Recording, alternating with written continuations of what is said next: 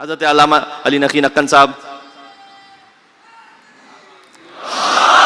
وہ یہ بیان کرتے ہیں کہ اس میں ایک رمزیت یہ بھی ہے کہ جب حضور نے اتنا واضح طور پر اٹھایا، بلند کیا، میں اپنے الفاظ میں اگر کہوں اس تعبیر کو استعمال کرتے ہوئے کہ شمس الضحیٰ نے بدر الدجا کو اپنے ہاتھوں پر بلند کیا، تو 1.25 لاکھ صحابیوں کے مجمع میں جب محمد نے علی کو بلند کیا تو وہ جو پہلے سے علی تھا اور کتنا بلند ہو گیا۔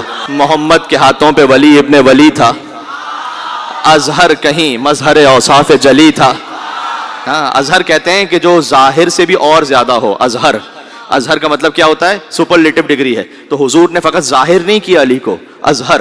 دیکھیں علی، میں جملہ کہہ سکوں، علی غدیر میں اظہر تھے، معراج میں مظہر تھے۔ یہ بات پہنچ رہی ہے؟ علی غدیر میں اظہر تھے، معراج میں مظہر تھے۔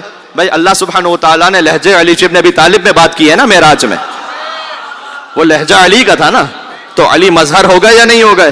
مظہر صفات خداوندی۔ تو معراج میں مظہر تھے، غدیر میں اظہر تھے۔ اب سنیے گا، محمد کے ہاتھوں پہ ولی ابن ولی تھا، اظہر کہیں مظہر اوصاف جلی تھا۔ اور کس کے تصور میں بلندی کا تصور، اور کس کے تصور میں بلندی کا تصور اونچا بھی ہوا وہ کہ جو پہلے سے علی تھا۔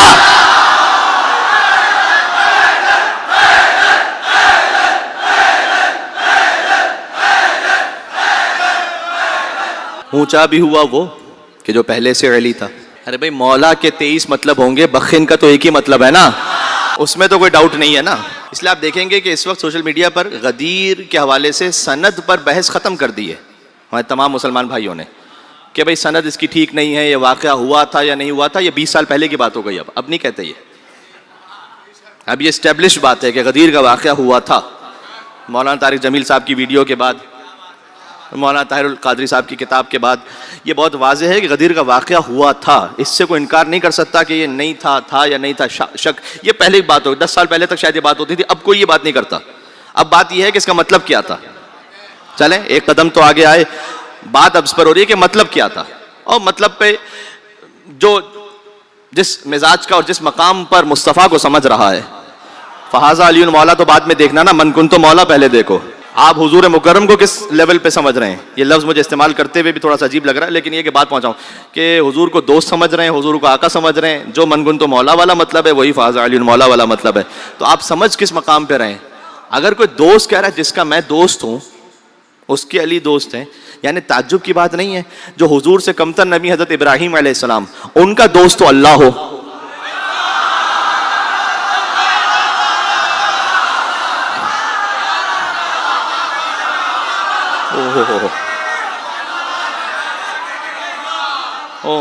یہ بات یاد رہے گی اب، ان کا دوست تو اللہ ہو۔ خلیل اللہ ہے نا ان کا لقب، اللہ کے دوست۔ ابراہیم علیہ السلام کا دوست تو اللہ ہو، مصطفیٰ کا دوست ہر ہیرا غیرہ نہ تو خیرہ بن جائے گا۔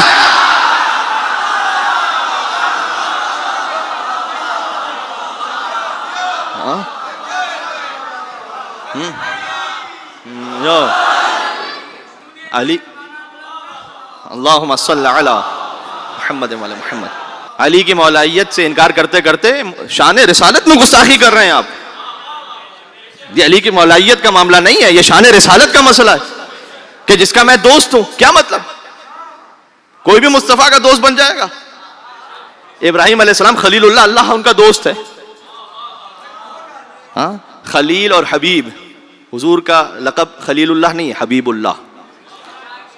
میں آپ بہت سارے یہاں پر شعراء اور عربی دان نہ صحیح کم از کم لیکن اردو دان تشریف فرما ہے، اور ہو سکتا ہے کہ عربی سے واقفیت رکھنے والے افراد بھی موجود ہوں۔ تو خلیل میں مضمر ہے طالب ہونا، اور حبیب میں مضمر ہے مطلوب ہونا۔ خلیل وہ کہ جو اللہ کو چاہے، اور حبیب وہ جسے اللہ چاہے۔ ہاں، شان رسالت کا معاملہ یہ۔ تو من کنت مولا، آپ حضور کو کس مقام پہ سمجھیں گے، کس لیول پہ سمجھیں گے؟ تو حضور نے خاص اعلان کیا، اور دیکھو مجمع بھی جمع کیا۔ مجھے پوری تاریخ اسلام میں بتلائیے گا کہ حضور نماز جب واجب ہوئی تو حضور نے کوئی مجمع جمع کر کے نماز پہنچائی ہو۔